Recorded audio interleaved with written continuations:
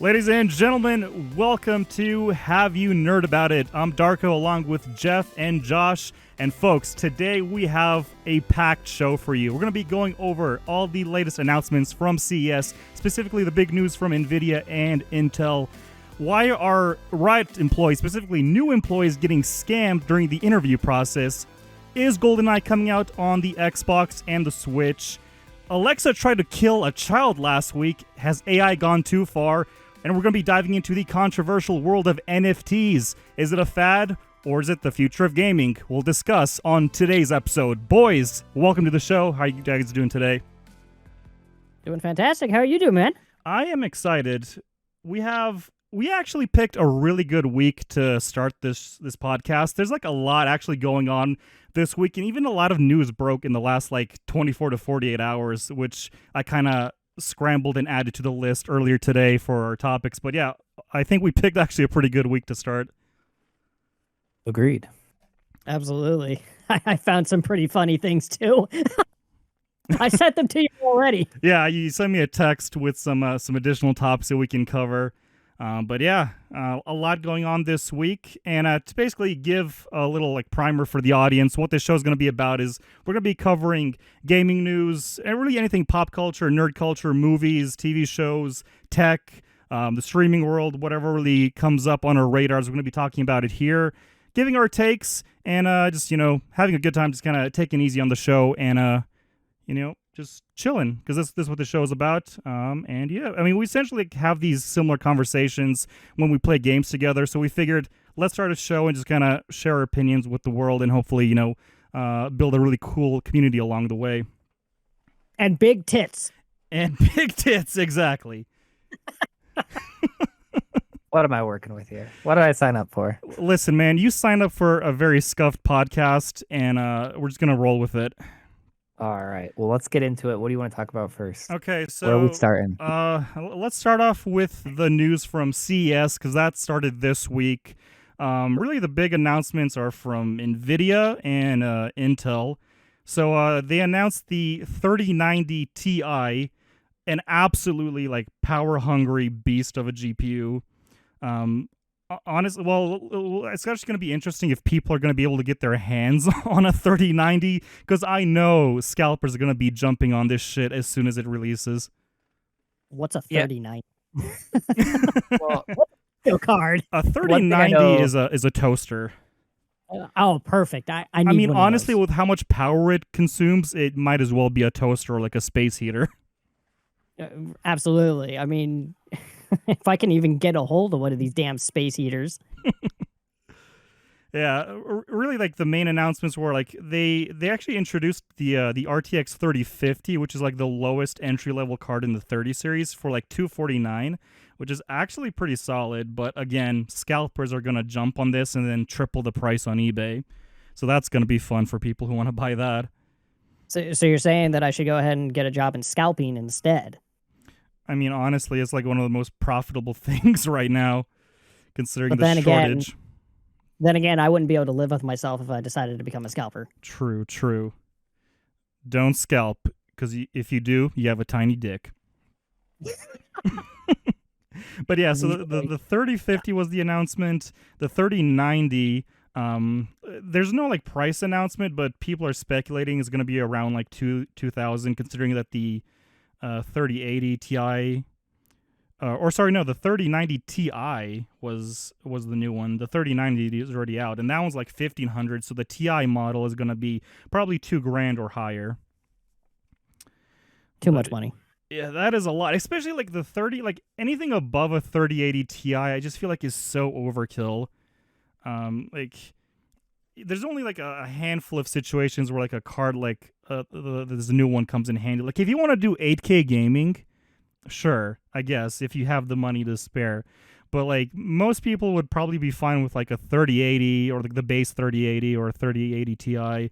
But these ones are just insanely powerful. I mean, from an engineering point of view, it's cool, but from a value perspective, I'm it's not really the most desirable thing in my opinion. Right. It's only going to be for people that play Roblox. Like, essentially. Exactly. Like if you want to Minecraft. max out Minecraft and Roblox, then you definitely need a 3090 Ti. Yeah, for sure. Yeah.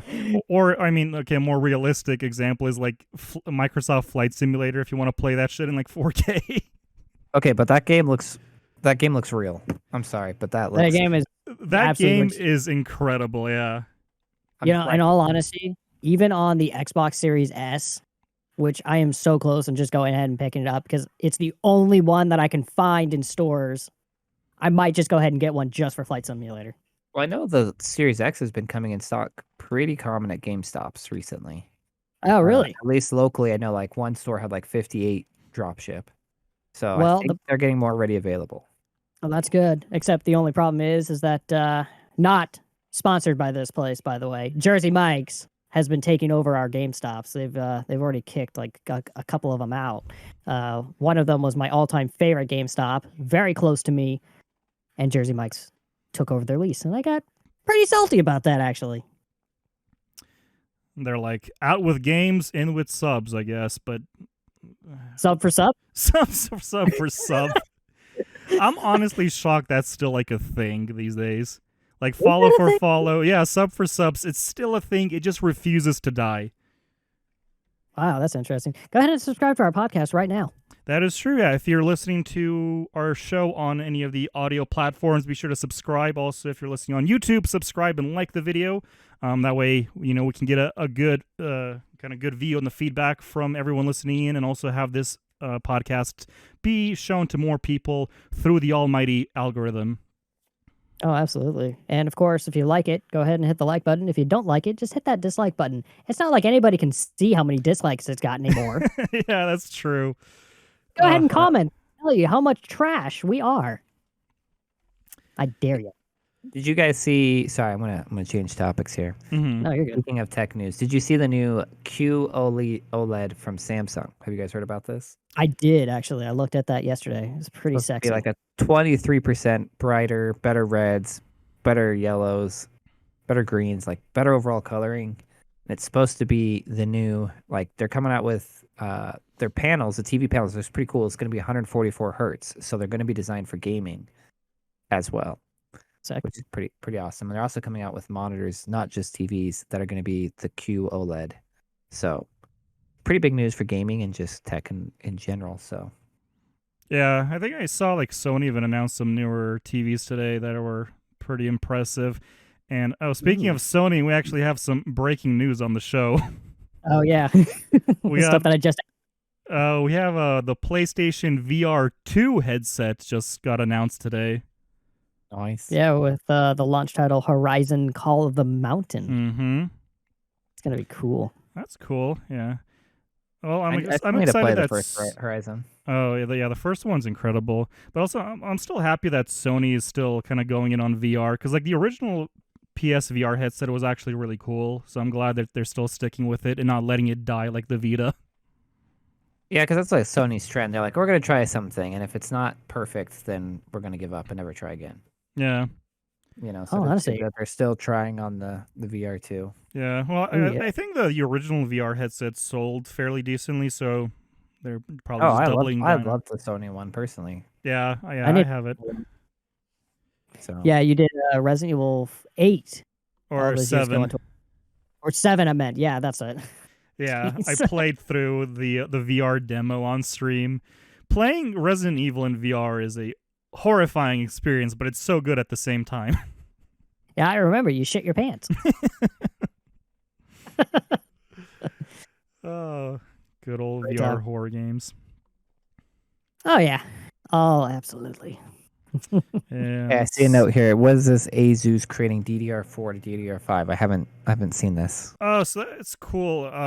It's not officially announced, but like leaks showed up on YouTube and like on Reddit. Essentially, since DDR5 and DDR4, like the pins don't align exactly the same, so they're not interchangeable. Asus is like making these adapter kits, so you can plug in a DDR4 stick into this kit and then into your motherboard that supports DDR5. That's weird. Finally, we don't have to just upgrade everything now. Yeah, I mean, with this kit, you're gonna have like some tall ass RAM sticks. But it's actually Yeah. not a bad product. Hopefully they make it official. But I mean, especially since like I, along with like I think every tech reviewer are in the same camp when I say this. Like DDR5 is not a worthy upgrade right now. Yeah. I mean, just like anything personally, I don't like upgrading my equipment day one because it's just not worth it. It's either, it's pretty much goes on of, nothing is going to support it, or maybe two games will go ahead and support it, or, maybe the applications that I'm using will support that, but in a small way until they finally roll it out and, of course, becomes more readily available. Yeah, exactly. Like every benchmark that I saw for like DDR5 versus 4, there's like only a handful of like situations where DDR5 actually like pulls ahead and like super specific use cases. Like if you do some like insane like Hollywood level like video editing, you might benefit from this, or like 3D modeling, you might benefit from it a little bit. But like gaming, no noticeable performance boost. Like day-to-day use, no benefit. So And I shouldn't have bought a Quadro for my gaming? Gosh damn it. Just in hindsight, haven't bought a Quadro ever in my life. yeah, quadros are expensive, but definitely not for gaming. But yeah, I like DDR5 is like it's gonna get useful. Like it's gonna be beneficial to have that in maybe like 3 years. Like once they like improve the latency on those sticks and just improve the manufacturing process. But like there is no like noticeable benefit to jump to DDR5. And on top of everything else, it's like difficult to get your hands on, and it's stupidly expensive. So stick with like DDR4, folks. like everything. Like, when Blu-ray was becoming a thing and HD DVD. Remember HD DVD? Yep. Yeah, totally. Then Blu-ray pulled ahead and became the king of Yeah. disc media. I stuck with DVD until Blu-ray finally came down in price Yeah. to a price I was like, all right, I'll go ahead and, throw at that. Because then I also upgraded to an HD TV at that time too. Yeah. I wasn't gonna spend $5,000 on a TV and then like another $1,000 on a Blu-ray player. Yeah. I mean, that's how it is. Like when you have this like cutting edge stuff come out, like a lot of the times it's just worth waiting until like the price comes down and the tech just improves over time. But unless it's an Intel CPU, like the 12 gens are fucking awesome. Get 'em. Absolutely I not incredible. Darn it! You mean I shouldn't have bought a Ryzen? Well, I mean, if you're gonna buy a Ryzen, like probably AMD's next lineup is gonna be interesting because, like, AMD has been like wiping the floor with Intel like the last few years when it comes to desktop CPUs, and then Intel brought out the big guns with 12th gen and absolutely just destroyed AMD for like that value to performance. So I'm very happy with my i7 12th gen. It is beautiful. Yeah, you were one of the lucky ones that actually got one. Yeah, the i7 was definitely easier to get than the i9, but at the end of the day, I'm actually happy I got the i7. The i9 from like all the benchmarks is like it is faster than the i7, but like not by that much, like not as much as you think. But the big thing is the i9 is insanely hot. Like you need a beefy cooler for it. So a Cooler Master, right? A cooler master. Yeah. Well, you definitely need liquid cooling if you really want to push it. But yeah, like the amount of heat the i9 produces, I was like, yeah, that's not worth it for like the performance boost.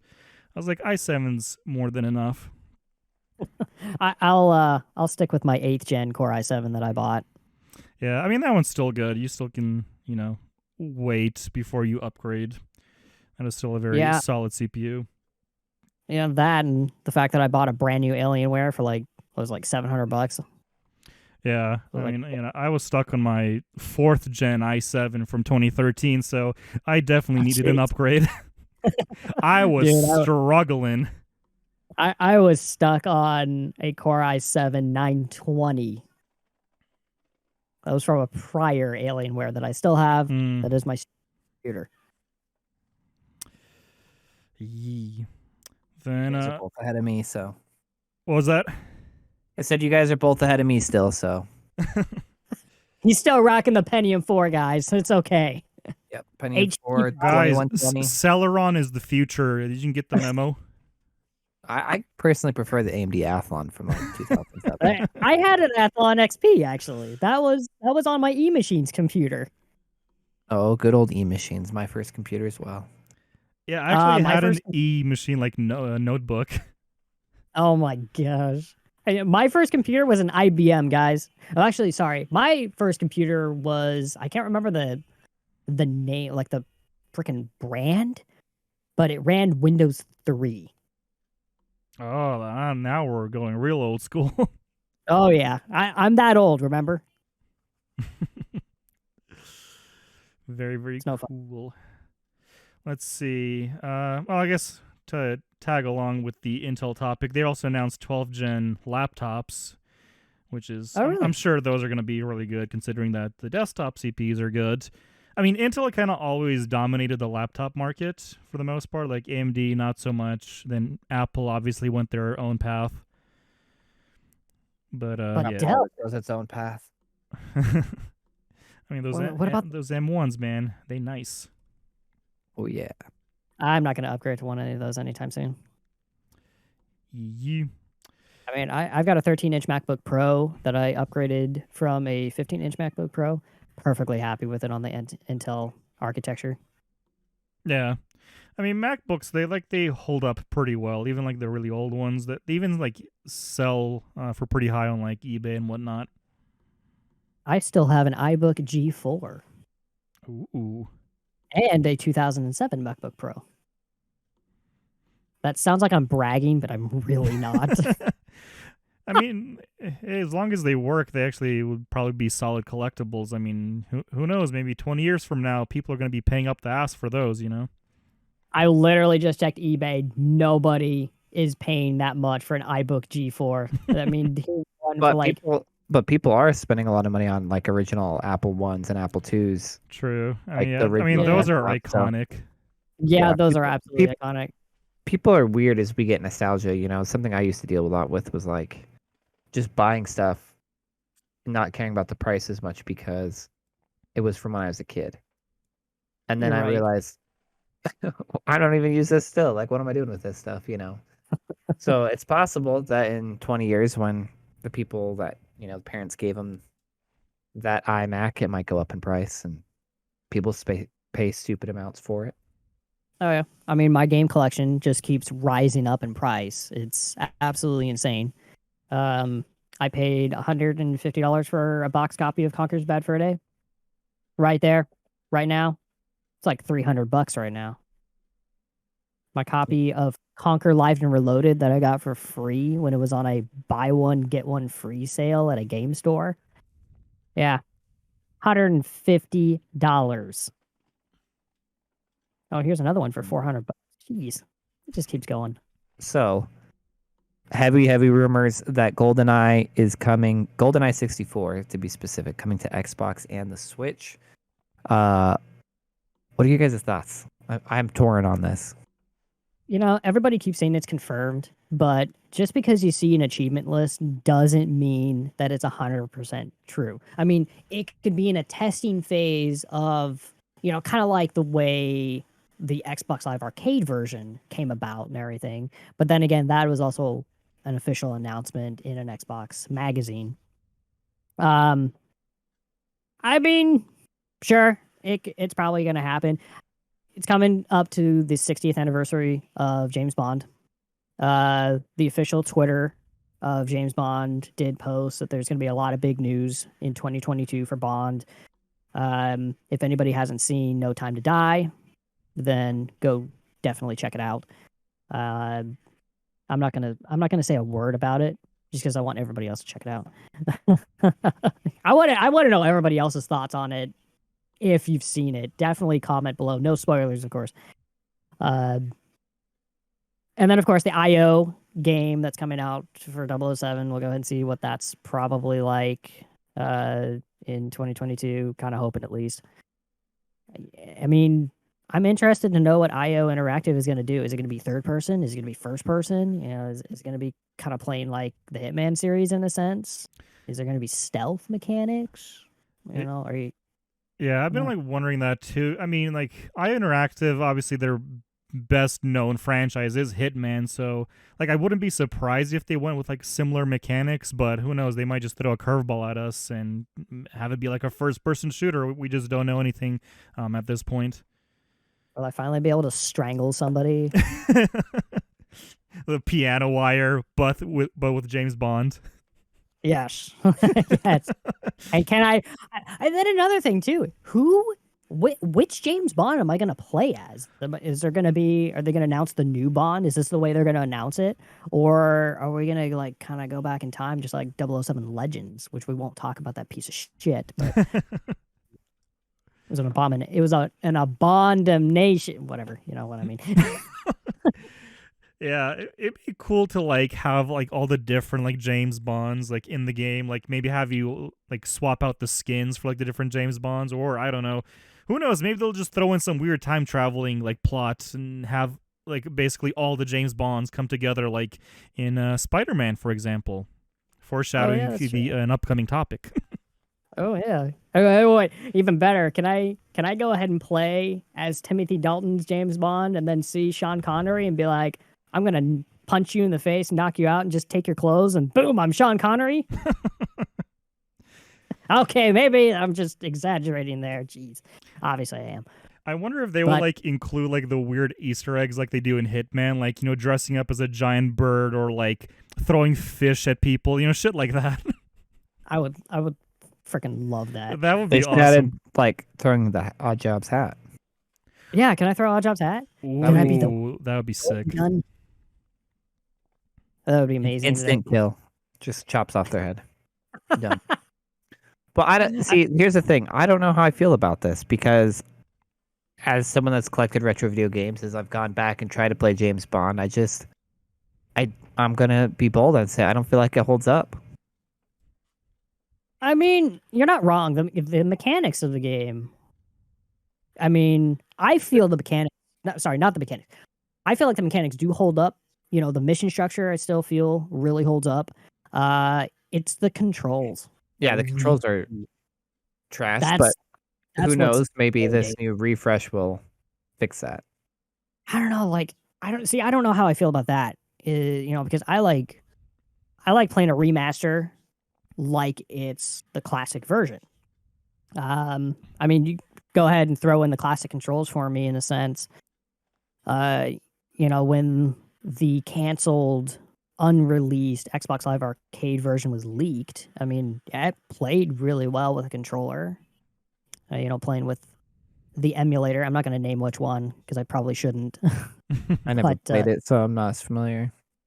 Go look up Xbox 360 emulators if you want, but I'm not going to give you a link or tell you which one exactly. It's You okay. can look it up on. But I remember the YouTuber. Hopefully, I don't butcher his name, but I think his name is like Grazlu. Grazlu. He's the one that initially talked about it.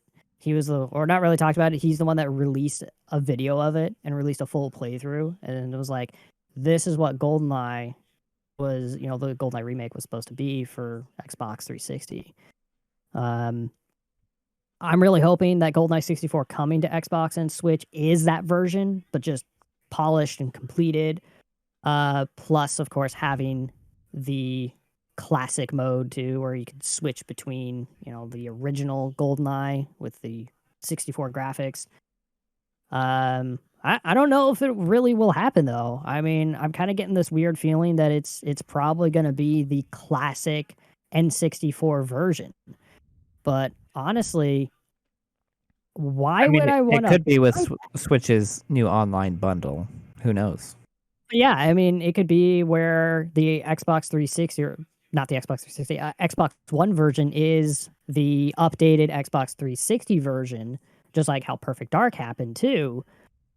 And then the Switch version is the original GoldenEye for the Nintendo Switch Online expansion pack. That's kind of like how I'm envisioning it. Because, I mean, honestly, if they just release GoldenEye 64, the original on both Xbox and Switch, but it's the 64 version and no updated anything. It's like, why would I want to buy that? Personally, why do I want to waste my time, getting that? Yeah. I mean, kind of pointless to me. Like, I've seen the HD remake or remaster, and that's the one that I want. It's not because it looks prettier, it's because it performs a hell of a lot better. I don't need to go back to the old school frame rate that was troubled by GoldenEye and, of course, obviously the N64 hardware. But Well, speaking of remasters, I'm super stoked for the remaster of Knights of the Old Republic. Knights of the Old Republic. Sorry if I can speak here. oh yeah, Unfortunately, it's only going to be on PS5, but I have a PS5. yeah, I'll Not have to get bragging. one, I guess. One of the lucky few. All 10 of you. Yeah. I mean, I was lucky when I got my PS5. It was only because I renewed my membership with a certain video game store, and then they sent me an email saying, "Hey, if you renewed your membership, you're eligible of getting a PS5 bundle." So, I mean, I paid $800 for it plus tax, but you know what? It was a retail price. Plus, it came with a bunch of games, an extra controller, and even money to go towards it. Like, they gave me a PlayStation cash card. Awesome. Solid. Not a bad deal. I was very protective of it, and I was like even so nervous about it going through the mail. I was like, "Oh my gosh!" I would be too, man. People are just actually fighting over PS5s and whatnot. People are getting shot over PS5. Yeah. Crazy. It is What a the- very desirable item, so Oh yeah. people being When my people brother- going overboard. Oh, absolutely. When my brother bought his PS5, the people at the store literally had to escort him out. They literally said, "Sir, we have to go ahead and escort you out. This item has been very popular, and Mr. President, had- come with us. yeah, pretty Get much." down, Mr. President. Secure That- the PS5. Oh my gosh. Yeah, I remember when we were going to play the same game with when I was going to TwitchCon another year, because there was risk of a certain somebody going to TwitchCon as well.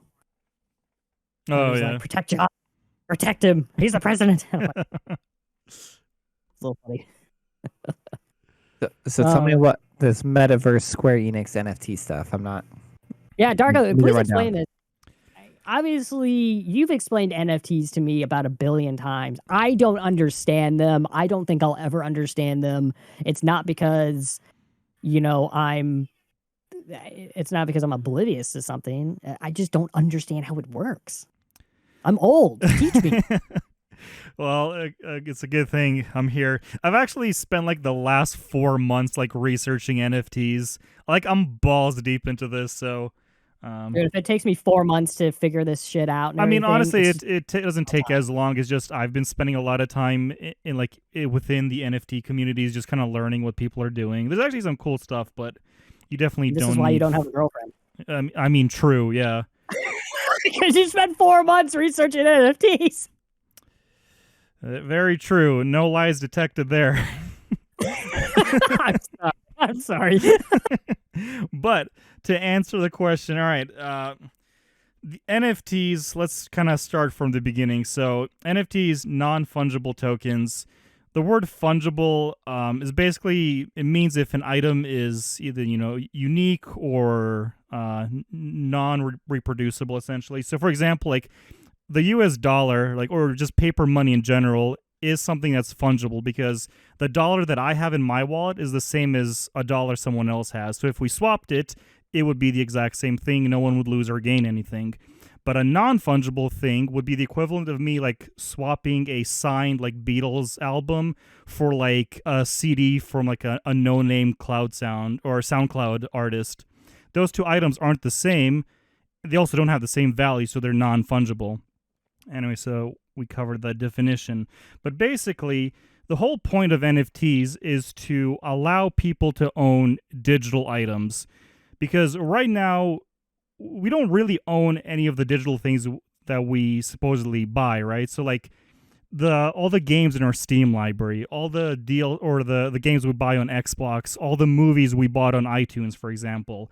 We think we own those items because, we paid money for them, they're in our account, we can access them whenever, but we technically don't own those items. Even if you like read the terms of service, we're technically we're licensing those items for personal use, which is why we can't sell like a Steam game that's in our library, or we can't sell a movie in our iTunes library.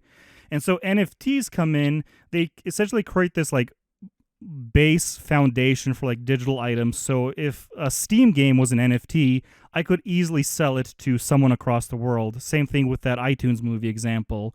So NFTs is really just an underlying technology that allows people to trade actual digital items that are authentic, so like an actual Steam game and not like a pirated version, across basically the internet with people, either next door to you or across the internet. So that's really the underlying technology, and like the whole idea behind NFTs is to let people fully trade their digital items. Now, the thing that NFTs have been mostly known for, just kind of like these silly monkey or ape JPEGs, or like these pixelated profile pictures that have been like all over Twitter and Instagram, and like celebrities have been like showing them off. That's like a very kind of like primitive, I guess, use of the technology, which kind of makes sense. Like everything that's new starts off in a really bizarre way, or like a very simplistic way. Like when the internet started, it was like a lot of the use cases were pretty dumb and like very basic, and then things obviously evolved to what we have today. And that's where kind of NFTs are. They're in that early stage where people are experimenting, things don't really make sense. But I still think that the underlying tech is pretty useful. Again, going back to that example of being able to sell your Steam game to someone. If you buy a game, you play it once, you're like, all right, cool, I'll never touch it again. Might as well sell it to someone and get some of that money back. And the cool thing, NFTs are fully programmable, so you can set it where you sell it to, Joe Schmo, in Germany, for example. You obviously get the sale from that, but then like a portion can go to like Steam, a portion of that transaction could go to the publisher. So it's actually a more efficient way to like split these revenue streams when things are being kind of sold back and forth in like the secondary market. But that's basically like the underlying explanation of what NFTs are. So, I mean, here's a question for you then. Does that mean that if a video game goes NFT, will that mean that they're only going to sell like a certain amount of copies? In the sense, they're going to go ahead and create, say 1 million copies to be sold, and then once that million is gone, that they will just stop selling them. They're never going to like hit the create now button again.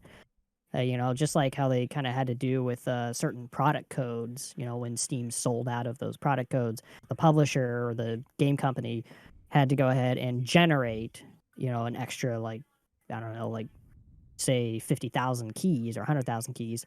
Mm-hmm. So then I'm going to go back into the store and be for sale and everything, because that to me is going to be a little scary. The nice thing about Steam and being able to buy a digital game is the fact that I know that game is always going to be there. Like, I know that I can go ahead and buy that. I'm not worried about, it selling off the shelves immediately, but with an NFT, it almost sounds like, oh, well, we're out of copies. We're never going to sell anymore. And then the value of that game goes up. Mm-hmm. Yeah, I get that. And like the current landscape of NFTs, like some of these projects that get released in the NFT space, like they do have like a limited run, only 10,000 copies of this or 10,000 variations of a certain NFT. But for gaming and like just media in general, I don't really see publishers doing that because it just wouldn't make sense. Like the thing is, you can have an unlimited amount of NFTs, or you can set it to be a set number. That's really kind of nice thing about it. You can kind of do whatever you want with it.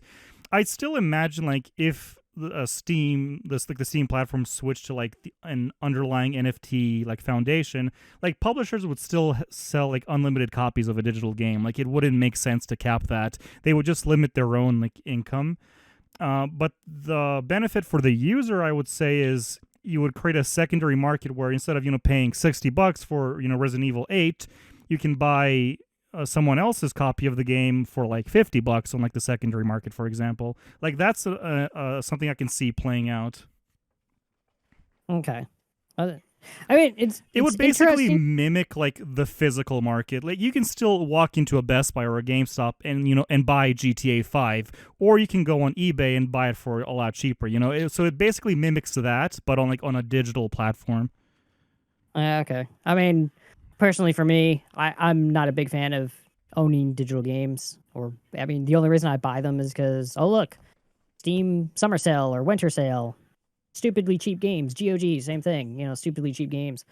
Um, maybe I can't get a physical copy, for that cheap or anything. Then, yeah, I'll just buy the GOG copy or whatever because, it's like $2 versus like $60 to $100 on a physical one.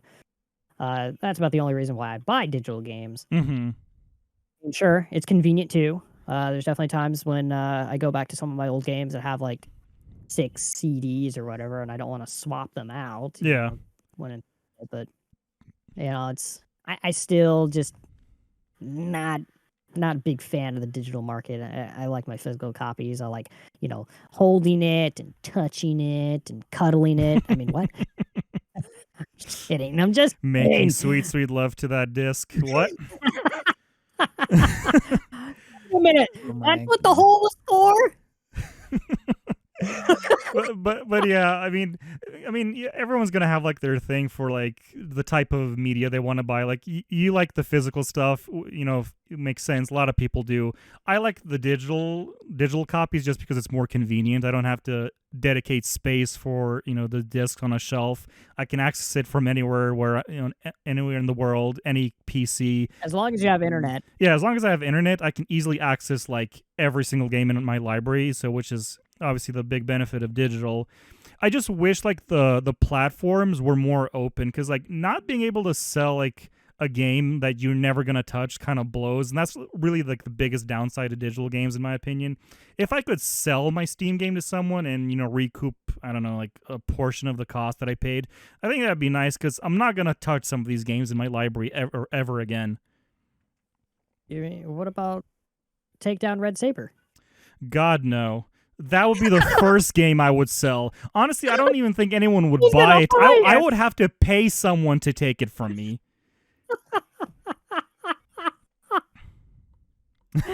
Oh man. But I thought Steam had family sharing. Doesn't it have a family sharing feature? Yeah. I mean, obviously that's with people that you can share your library, but which is one way to I guess kind of go around the system, but. Still, you like once you buy something that's digital, like you're never gonna see that money again. I think that's an area where digital platforms can improve. Yeah, I mean, obviously for me, I'm not looking to make money off of my digital library. Like, when I buy a digital game, I'm like, all right, I own it. I'm good. Mm-hmm. I'm not looking to sell it, especially because I love seeing my Steam library just grow. Yeah, I mean that definitely is a cool thing just to see that list grow and grow. And plus, Steam like gives you achievements the more games you have. They've like really gamified the system of like addiction of buying games. I wonder if somebody has the achievement of, most amount of games ever purchased. Like you're number one at owning every single game on Steam.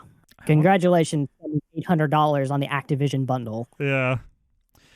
But yeah, I mean, to each their own. Like some people will just buy it and just kind of forget it and just own it. I think the thing that I'm trying to like hopefully see in the future is just these platforms become more open. I just want more choice for the consumer, because I know there's definitely people who would try to sell off games they don't play to try and get some money back. So I think it would just offer more options to the end user. I mean, I'm all for like offering new options, but it's just going to be an option that I'll probably opt out of. I personally don't even give a crap about it. Mm-hmm. I'll just bother with it. Jeff, what's your take on it? I think it's a good thing. I think that's something that has held back the digital market for a long time, is not being able to sell your games personally. So I'm for it. I'm down. Yee. But yeah, also another like I guess we can kind of bring up the Square Enix letter specifically, like talking about like building games or having NFTs inside games, and I think that's been like a very like hot topic on like Twitter and Reddit and just YouTube in general.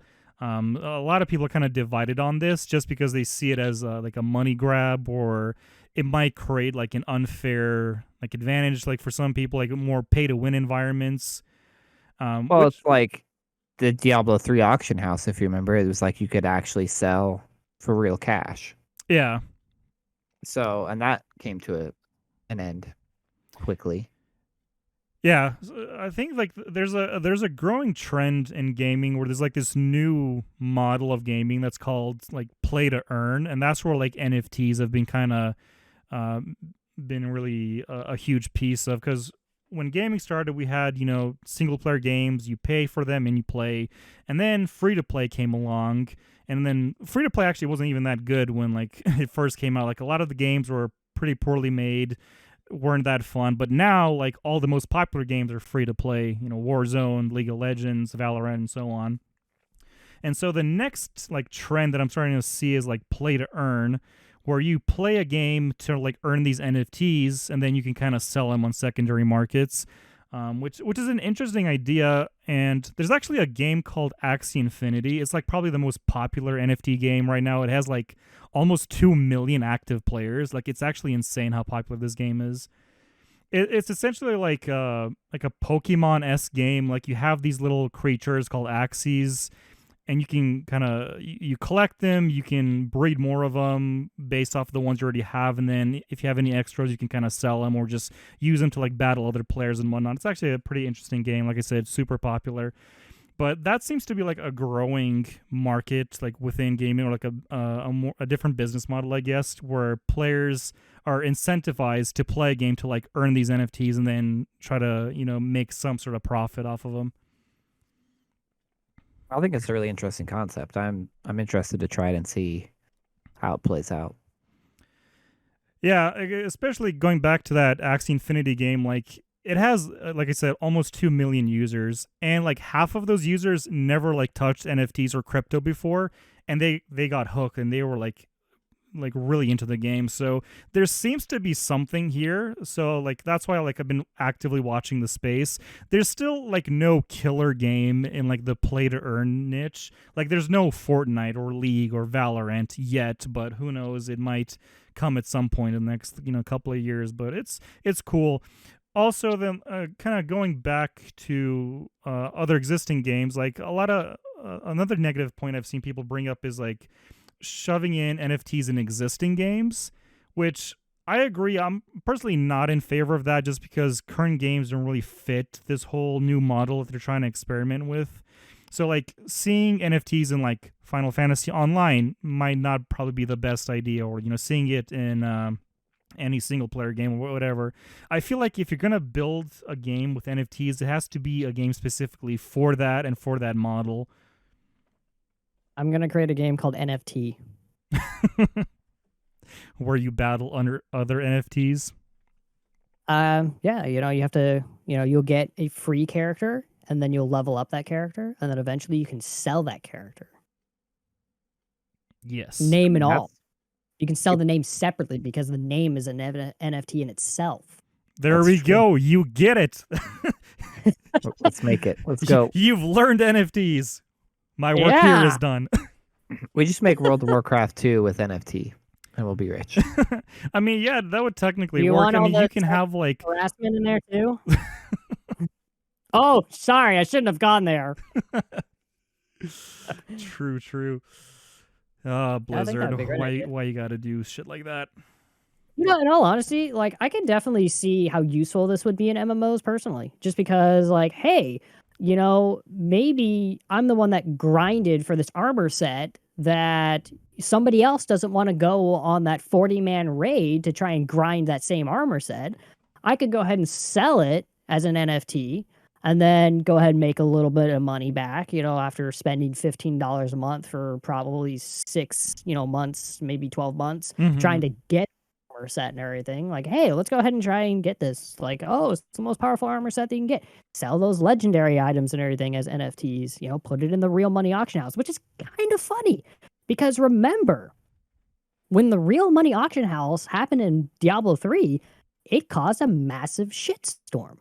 But honestly, I had no problem with the real money auction house. I had thought, this is cool. I can play Diablo 3, find some items, sell them on the market, maybe make a little money and everything. Yeah, exactly. And that's actually a very good point. Like there are situations like that where, you grind for something, 40 hours to get some super rare item. Yeah, and it doesn't really fit your bill that well, and you're like, yeah, I might as well sell this, get something out of all this time that I invested. So it definitely adds another layer of complexity to a game, or you get an additional incentive to play something. So I think just the overall space is pretty interesting how they're trying to incorporate these things. It's still very early. No one knows what they're doing. That's why everyone's experimenting, trying different things. There'll be pushbacks. Things will get improve over time and get revised, but I still think it's an interesting kind of concept too, and I like that companies are experimenting because why not? You never know what cool things might come out of all this. Maybe NFTs in the current form die out completely, but something else even better might come out of all this. So I always support experimenting. Absolutely. And something that I can definitely see happening, and this would be a really cool idea, is when you get that armor set and everything, and then basically it's bound to you until you want to sell it as an NFT and everything. It'd be really amazing and really smart is that when you sell that armor set and everything, it'll tell everybody the original owner or the original person who got that armor set, and then you could consider that as, oh, that person who originally owned it wanted it back. He wanted to buy it back. But now sell it for more to that person because it's a nostalgia item now.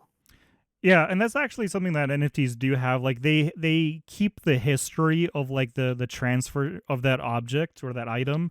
And because all the NFTs are built on top of the blockchain technology, which keeps track of every single transaction. So if I'm the one who got an item and then I sold it to you, Josh, that history would exist and people could reference it. Oh, cool. I mean, honestly, I don't really care who. I mean, well, let me rephrase that. I'm sorry. I would want it in the item description that, the Serb King originally, owned this item. He originally went on the adventure and, came forth this item. And then I would like to be able to see the history of who has had it since then. And add in comments and everything and saying, oh my gosh, look what I bought. I was so excited and everything. But yeah, I think that would be a really cool thing. I'm actually kind of excited. And, it's giving me all sorts of cool MMO ideas now. It's adding on to my MMO idea. Yeah, and MMOs are an interesting kind of place to test out NFTs. Even let's say you have player housing. Each house could be an NFT, and then you can sell on an open market back and forth between players. You basically have an in-game real estate market. There's a lot of interesting things you can do with NFTs. I sold my guild in World of Warcraft all those years ago. Yeah. I made a whole, get ready for this. I became rich. A whole 10 silver. Oh, damn. Nice. Yeah. For money bags. I was literally selling my guild because I was like, man, I want to join a different guild and everything. And I was like, well, I don't want this one to die. So I sold it to somebody else. I was literally messaging out in the general public. I was like, selling guild. Make an offer. This guy came up to me and said, I'll give you 10 silver for it. And I was like, sold. My favorite thing to do in World of Warcraft was in general chat. I would try and sell people mount insurance, just like car insurance, but for their mount. Okay, that is genius. That's beautiful. Nobody would take me up on it. I know. Wow. I'm taking you up on it. My favorite thing to do in World of Warcraft was during Winter's Veil, I'd create a new character and I would make sure he was naked and dancing around Santa Claus. I mean, that just sounds like Santa Claus to me, but I mean, I gave Santa a lap dance. It was really nice. He loved it. He loved, my package too. I gave him an amazing gift. God damn.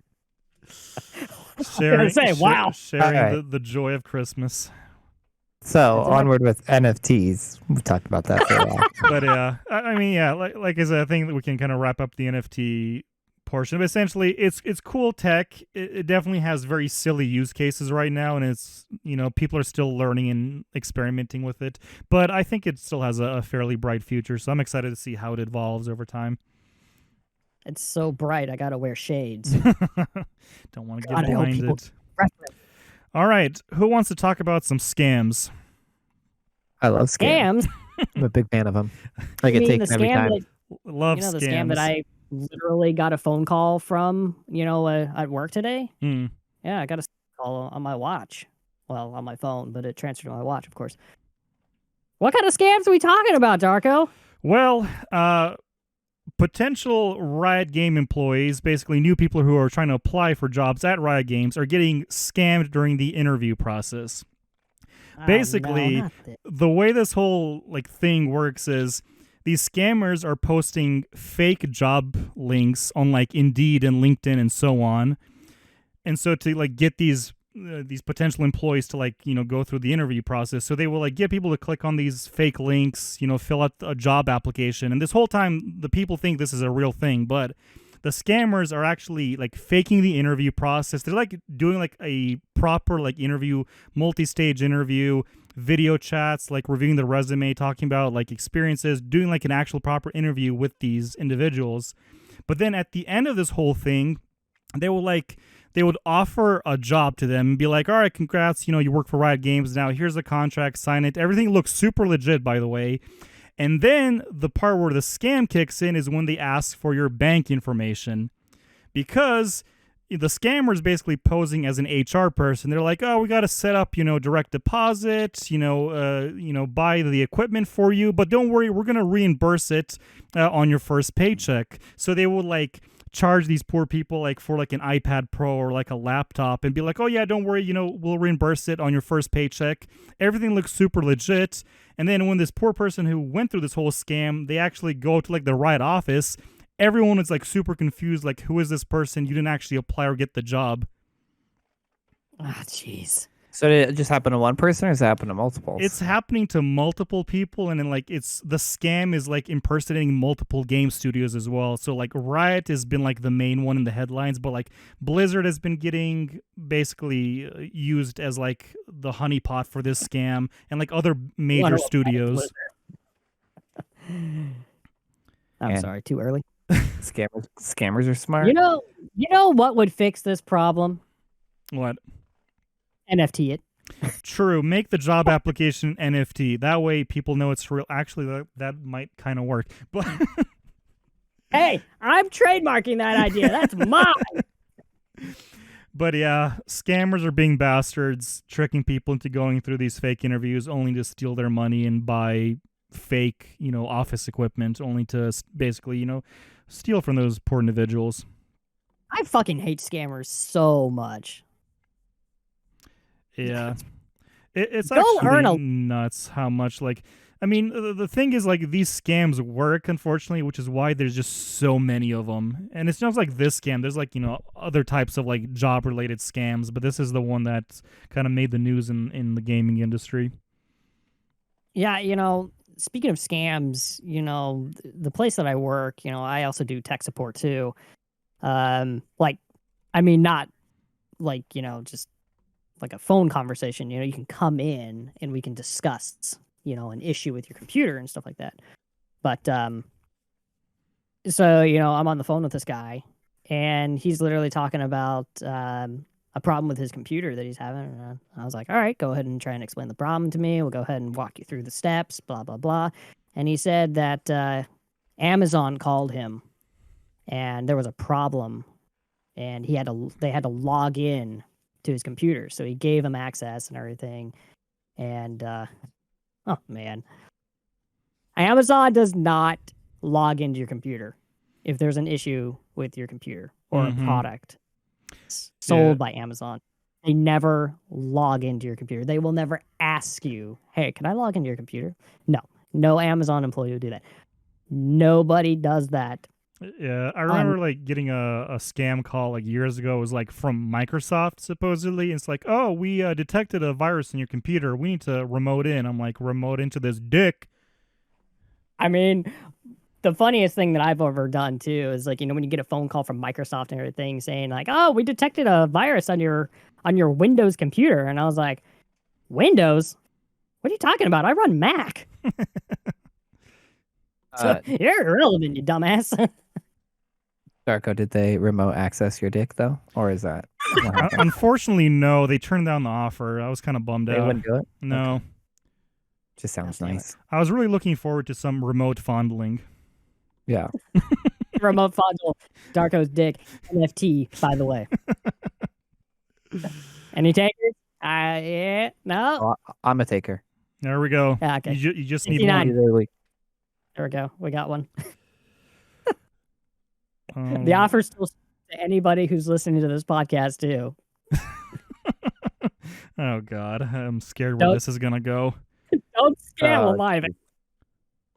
Okay, tell me about Alexa killing a kid or trying to kill a kid. This That's is something I'm not- interested in. I haven't. Think You, I've ever- Darko, you're the master of knowledge. Learn me. All right, I shall educate. So Alexa decided to go rogue. This is a news article from like a couple of days ago. CNBC covered this. Basically, there was this girl. She asked Alexa for like a challenge, like a fun challenge for her to do. Like, how many marshmallows can you fit in your mouth? The chubby bunny challenge, for example. Like that's a thing you would expect to hear from Alexa, or any Like, other. see how many cuts you can do on your wrist before you bleed out and die.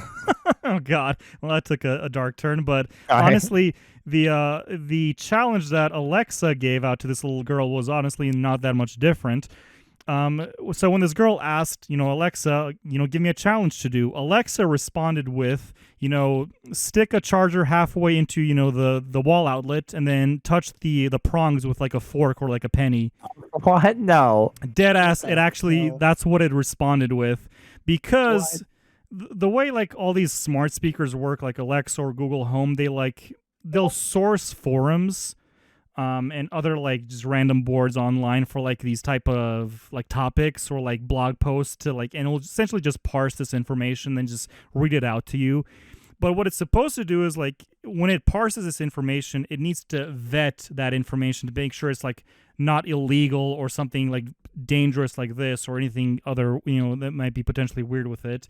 But for some reason, the Alexa algorithm that does its vetting failed on this particular challenge when it pulled this information from like some random website. Did the child do it? No, I think like the parents stopped the kid, or I don't know. Basically, the child was not in danger, but yeah, Alexa did definitely go rogue and say something that was not supposed to. That's amazing. Godly.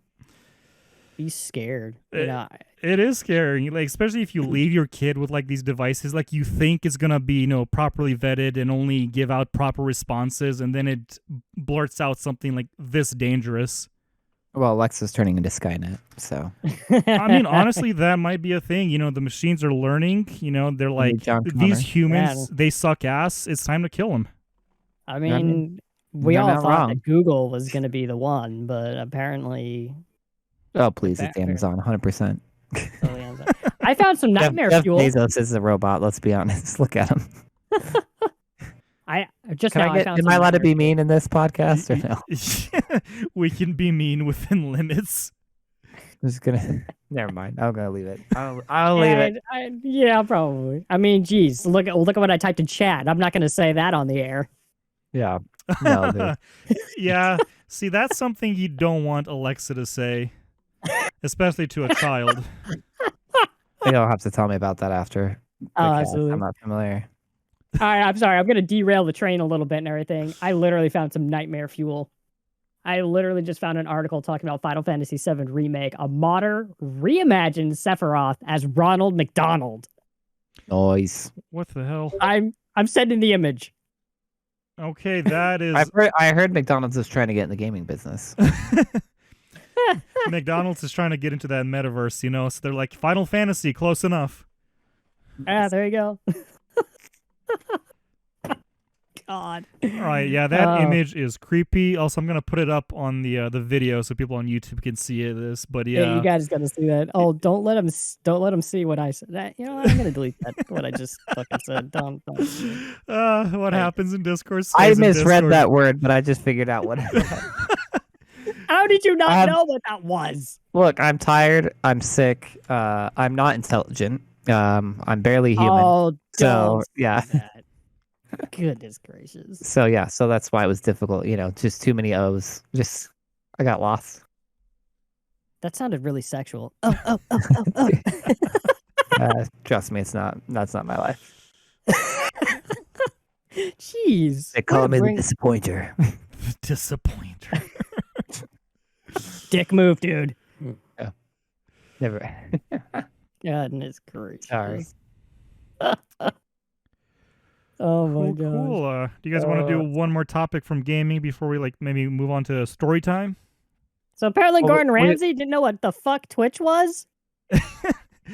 Yeah, so it was a clip from his one of his cooking shows. I forget what it's called, like Next Chef or something. Basically, he does his usual thing. He brings the contestant up to him and asks him what they're all about. And this girl, she was like, hey, I stream on Twitch and I stream my cooking show. And he was like, what the fuck is Twitch? And that clip just You went. donkey. he didn't say you donkey, although that was definitely a good assumption. But yeah, that clip kind of made its way across Twitter. Twitch themselves saw it. They commented on the clip, and then Gordon Ramsay was like, "Hey, can you guys?" He was like, "At Twitch, can you guys kind of teach me the ropes?" So who knows? Maybe a Twitch Gordon Ramsay crossover might be in the future. Maybe we Alright. just get Gordon Ramsay to do the other idea that we have of player 4 unknown, and he's always our player 4, and we We just need it. get him watch him lose his shit. I don't think Ramsay plays video games though. Well, that's the point. It'd just be funny. Well, yeah, I mean, that was like when, what is it? Crap. I think it was like the Tonight Show or something, or the was it Jimmy Fallon? Anyway, or maybe it was Conan. It was one of them. Got Pierce Brosnan to play Goldeneye with him. Hey, look, we went back to Goldeneye. It's Conan. Conan always does Okay, Conan. The Clueless Gamer, I think. Clueless Gamer. Yeah, that was Yeah. funny. I You love got that Pierce segment. Brosnan. You got Pierce Yeah. Brosnan to play GoldenEye 007 with him, and Pierce Brosnan is just like, I've never touched this game in my life, and honestly, like Pierce Brosnan never really likes it when you talk about Bond with him anymore because he's just like he's so Well, he was far in away from that character. GoldenEye, which was a great Bond movie, Well, and he then was his in- Bond movies got terrible. Okay, They're like over the top, ridiculous, just stupid. but and so- honestly, Yeah. honestly though, I like the rest of the Brosnan series. I even like Die Another Day. I Wow. think that's a good Bond movie. Mm-hmm. Pierce Brosnan you is my heard yet? favorite James Bond. My favorite, and this is going to be unpopular opinion to a lot of people probably, is Roger Moore. I love Roger Moore. I love the that's a comedic solid act he one. put in Bond. Everybody always says, "Oh, it's all about Sean Connery and everything." Well, Sean Connery was good, but he was all like, it was basically the question of why so serious. I like Daniel Craig. That's Well, my Daniel Craig's a favorite. great Bond too. Oh my Mhm. gosh. Yeah, I he's mean, solid. the best one, in my opinion. and Timothy Dalton. Hell yeah, I love his darker take on Bond. I should watch all the Bond movies again. It's been a long time. I've got them all. You want to watch them? No, I got them all too. Oh, okay. Well, So Hell yeah, Love it. me too. We all got the Bond movies. on my Plexi server.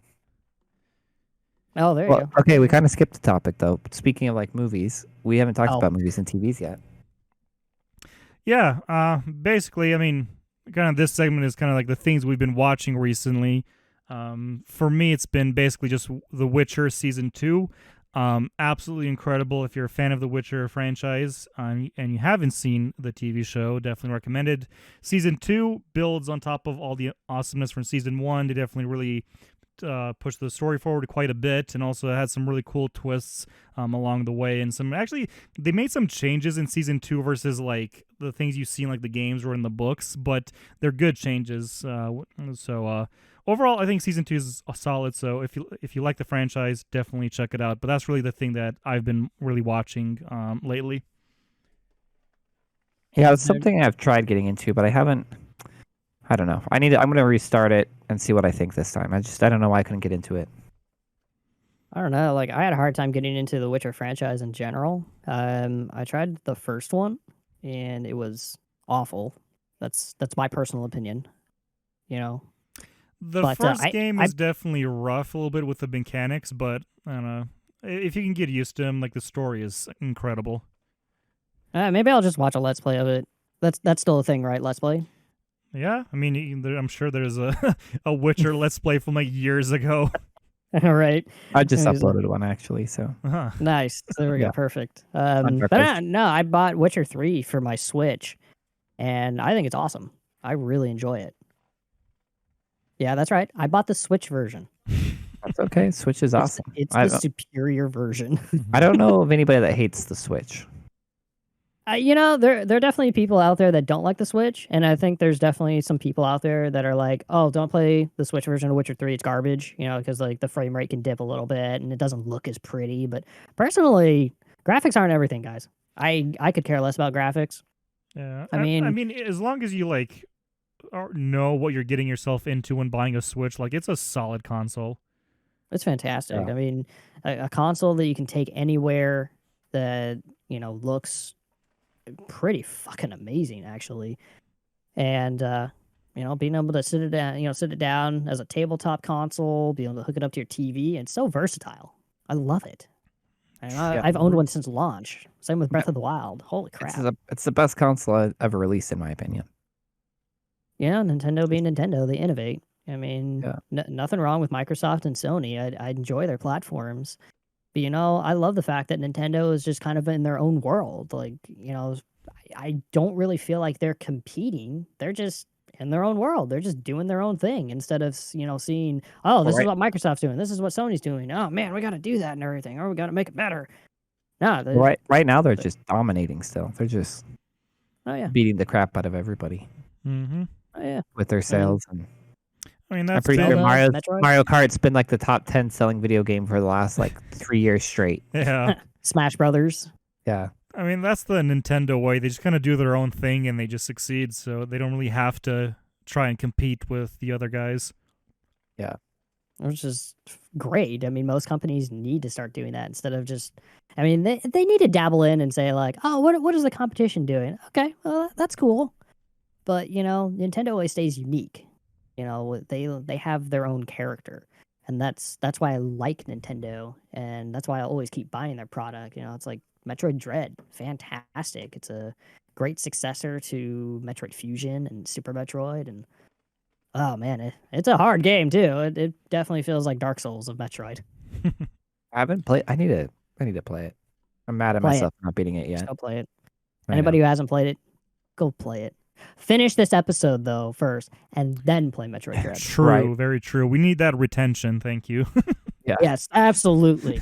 Or listen to us on the way to your car, or in your bedroom, doing things.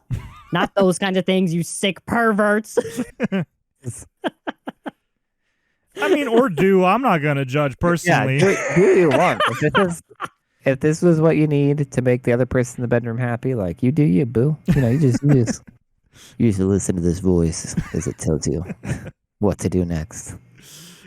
It's terrible, disgusting voice. Yes, you need to listen to this. So, okay, can we talk Spider-Man, Hawkeye? Yes, Go ahead. You've seen those two movies, right, Jeff? Yeah. Have you guys or no? I have No. not, unfortunately. So Okay, this is all you. spoilers or no spoilers? No spoilers, just because No they're spoilers. so new.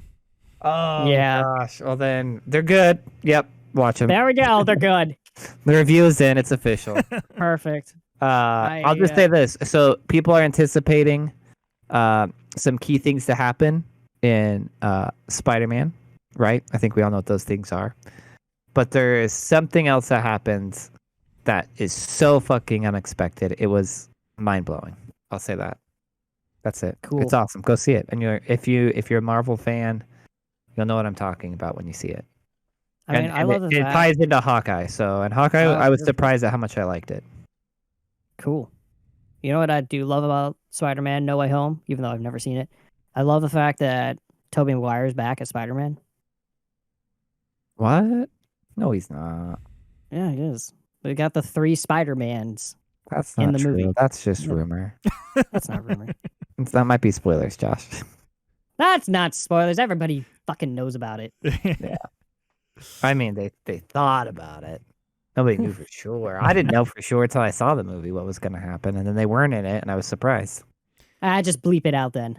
What's the time code on this? And then the other thing I was going to talk about is the book of Boba Fett. Is it just me or is Star Wars just dying? Does anyone else feel that by chance? Star Wars has been dying for years. They've just been whipping that old horse. Yeah, it just nonstop. they haven't really been able to kind of like relive like those glory days like from the older movies. Like there's just not the same level of excitement with these like new movies. Well, You like know- I love The Mandalorian. Season 1. Season 2 is okay. Mm-hmm. I started the book of Boba Fett. I fell asleep. I was just like, I don't care. I was telling a friend the other day, I said, I don't know if I'll ever watch a Star Wars movie again. I don't know if I care anymore. Which is, Well, yeah. if you know me, I grew up hardcore, one of the biggest Star Wars fans ever. So, Yep. I totally relate. Along in with fact, I me and freaking have a brother. Boba Fett tattoo. And I still Cool. don't even care to watch the show. You know, honestly, and this is my take on it. Star Wars was special back when it first released because the effects in that movie, done practically because that's all they had versus all this CGI and all this other crap and everything. Personally to me, when you start taking away the practical effects and start adding in the, computer, effects, it really loses that magical charm of what makes Star Wars great, aside from the writing and the acting and everything. Well, You the know, writing, George the Lucas was a dialogue genius. is terrible. On all the movies. Hey, Carrie Fisher, Harrison Ford, and Mark Hamill always said is like you can't say these lines. okay, You like, can't even read them. But but they're incredible. The epic duels between Obi-Wan Kenobi and Darth Vader, and of course finding out that Darth Vader is actually Luke Skywalker's father and everything. Which is so quoted heavily and everything. You are my father. All that shit. But go back to basics when it comes to movies. Personally, it's like stop trying to put stuff in all this computer generated crap. Let's what made and this is gonna kind of go off track a little bit, but it's like what made the movie The Thing so special is the fact that that monster that you're seeing is all not computerized. That is just a bunch of freaking shit they threw together, and they're like, "Yep, that's our gross ass monster." It's really impressive. Yeah, I mean, for me, like I've always been drawn to like the story of like the original like Star Wars movies, like and not so much the special effects. Like I like the new CGI stuff. Like some of it is maybe not as good as it could be, but like the space battles like in the new ones are incredible. Like so I'll agree with that. there's definitely some parts where the CGI stuff really excels, but it's just like the plots of the new ones are just kind of I don't know, they don't like pull you in as well as like the original movies. My problem with the last 3 movies is that it just didn't go anywhere where I thought it was going to go. It's like They were just a disaster. Nobody knew what was happening in those movies. Right. the first one I thought was good. All right, Rise of Skywalker. Was that the first one? Or no? Yeah. No. No, that was the second one Who knows? or the what third one. Jeez, I've lost every The track. Force Awakens. The Force Awakens. There we go. I'm gonna get so much hate in that one. Like, you're an idiot. How dare you not know? I just feel like that one was literally like, let's just appeal to all the old school fans, and we're gonna do it by, shh, don't tell anyone. Another right. Death Star. Yeah. I thought it was know. really cool though, seeing the later ones. Where it's like you get to see what was it? You get to see the original Death Star, didn't you? That was it. You got to see like one of the original Death Stars that was crashed on the planet and everything. And Yeah, that was holy cool. shit, that was fucking cool. But I shirtless Kylo Ren. What was the point of that? What the fuck was the point of that? For the memes, only for the memes. Oh, but okay. I liked the first. I liked the first one out of the new trilogy. But the second one was bland. Didn't go anywhere. I thought the director did a shit job with it because again they were directed by two different people. Actually, weren't all three directed by three different people? No, 1 and 3 were both directed by J.J. Abrams, but they were going to do 3 different people. Oh, okay. But then, idea. I can't remember his name. Brian Johnson messed up the middle one, and everyone's like, Oh yeah. we suck.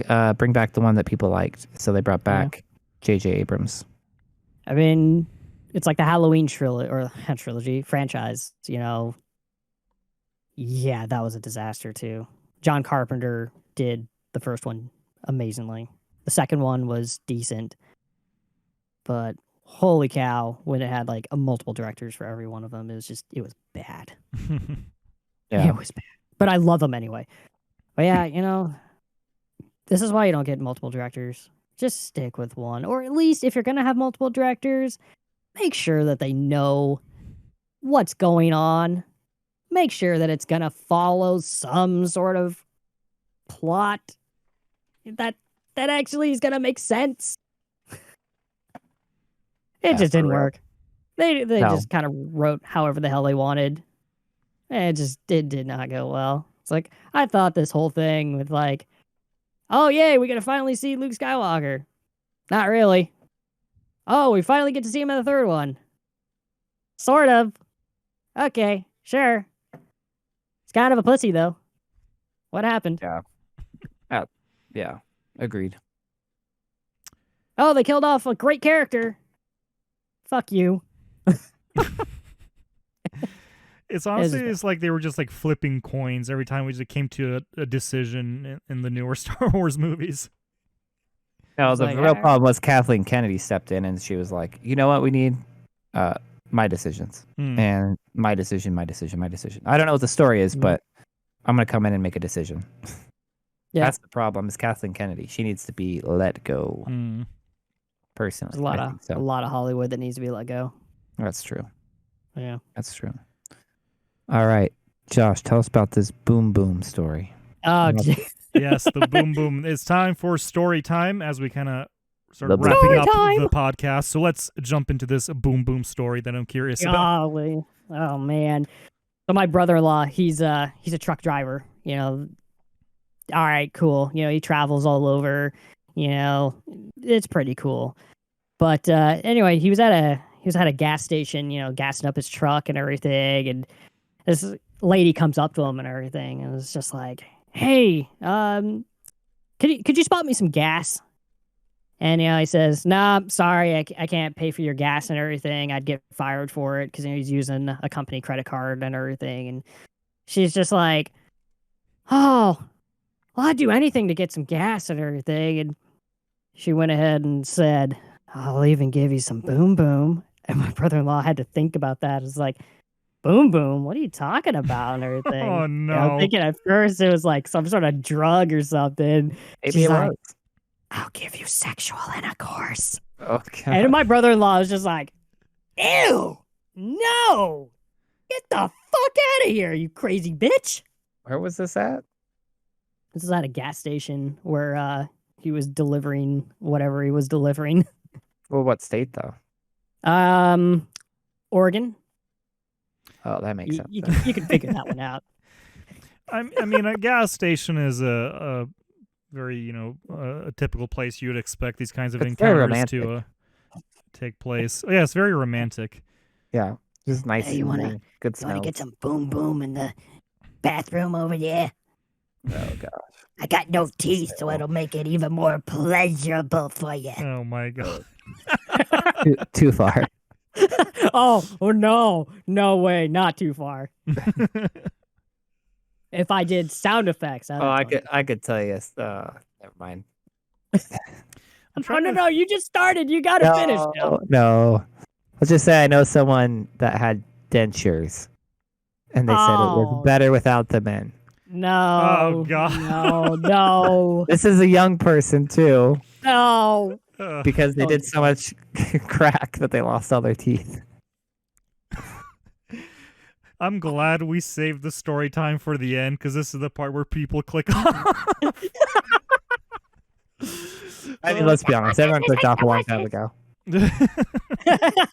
Yeah, because we started talking about Star Wars. Nobody gives a shit. That's right. If you're listening up to this point in the podcast, type in pancakes in the YouTube comments. Darko will give you a handy. That is not guaranteed, but join the Or maybe. pancake gang by typing pancakes in the comments. Making pancakes. Making pancakes. In New York. Did you guys ever see that mix? Yeah, I saw that remix. Yeah, That was the Beautiful. best. Absolutely it beautiful. goes so well. It's crazy. Yeah, Actually, better yet, here's the debate: pancakes or waffles? waffles. Yeah, It- honestly, waffles are my preferred one, but I do like Waffles? You like pancakes. waffles? But yeah, I'm definitely What? waffle man. So, Darko, you like the blue waffle then? Oh God, no. That is a waffle I do not like at all. And honestly, no one should go anywhere near that waffle. And also, do not Google that if you're not familiar with it. Oh, dude, come on! You know people are going to start googling Oh, that. if you I mean, tell of them course, not but to. I mean, reverse psychology. They're in my trap now. Yeah, I know. I gonna get- apologize for all of your browsing histories. So, there is a Just- clear just- history option. Just putting that out there. Just go into new private window. You're fine. True. I'm gonna send you guys a song in the Discord. All right. Well, I think we saved the last story for next week. Ooh, cliffhanger! Ooh, I mean, it's not really a story, but let's one last topic there. I say let's leave it. Come back for an epic debate. Yes. We will be discussing something related to certain powers that one would like to possess, and we will debate how useful those powers are. But that will be Because on the we- next episode. Because we are master debaters. Yes, we. God damn. I was gonna try and build on that. I was like, all right, nope, I'm done. Well, you kind of have to go within motion to keep building it up. Come on. True, you have to build out that stamina. There we go. Come on. Come on. I mean, I am coming on right now, so What has happened to this podcast? it is scuffed. It is scuffed from the beginning, and will be scuffed until the end. But that's why everyone will hopefully like the show. I hope so. This has been fun. Thank you so much, everybody, for inviting me. Yeah, course. this was fun. I'm glad we finally managed to set aside some time to do this. But yeah, tune in for the next episode. We should be, posting this episode very soon on all the audio platforms as well as YouTube. And then the next episode should be in about a week's time, where we will continue to discuss all the different topics within gaming, tech, nerd culture, as well as anything really that pops up on our radars. But yeah, if you guys have enjoyed the show, be sure to hit that like button on YouTube. Subscribe to the podcast on on whatever platform you are listening on. I am definitely getting tired. I can barely complete my sentences, but yeah, we've been That's why I going didn't talk we've been going for like a solid hour and 20 minutes. So that's the show. Thanks everyone so much for listening, and we'll catch you legends next time. Peace.